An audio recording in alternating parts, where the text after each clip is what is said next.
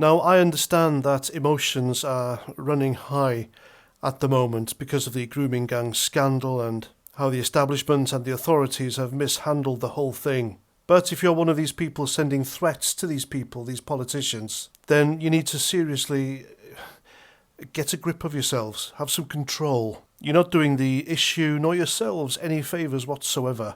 And now, thanks to partly your actions, Keir Starmer made a speech the other day and Jess Phillips issued a statement about this yesterday.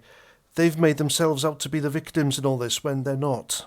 They've completely turned this around from the young British girls being the victims and the grooming gangs being the issue here into them being victims of threats by the so-called far right. So these politicians are clever, folks, they really are. So anyway, Jess Phillips talked about this and she was nearly teary-eyed, and she said that Elon Musk calling her a you-know-what genocide apologist has turned her world upside down. So she made it all about her.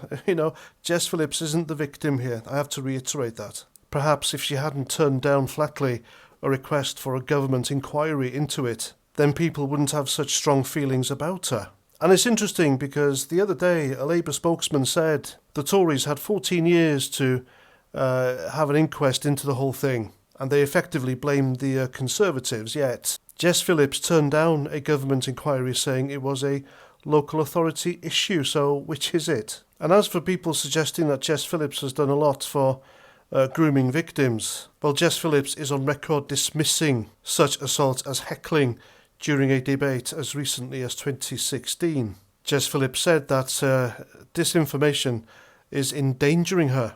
This is the same woman, ladies and gentlemen, who, when she was on BBC's Question Time a few years ago, she downplayed the Cologne sex attacks by comparing them to a typical night out in Birmingham. She said, and I quote, "A very similar situation to what happened in Cologne could be describing Broad Street in Birmingham every week, where women are baited and heckled," end quote. Now, does that sound like someone who should be in the position of the safeguarding of women and girls in government to you?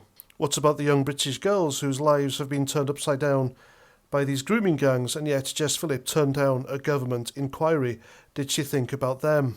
Now, I'm making this video at 11:45 in the morning, and 11 minutes ago Keir Starmer has made it compulsory for Labour MPs to vote against a national inquiry into grooming gangs. MPs who do not comply will lose the whip. So what the hell does Keir Starmer have to hide, ladies and gents? This whole business gets murkier the deeper you go into it. There are high-profile people involved, and it's evident, ladies and gents, that if this Labour government under Keir Starmer are not on the side of the grooming gang victims, then they're on the other side, aren't they?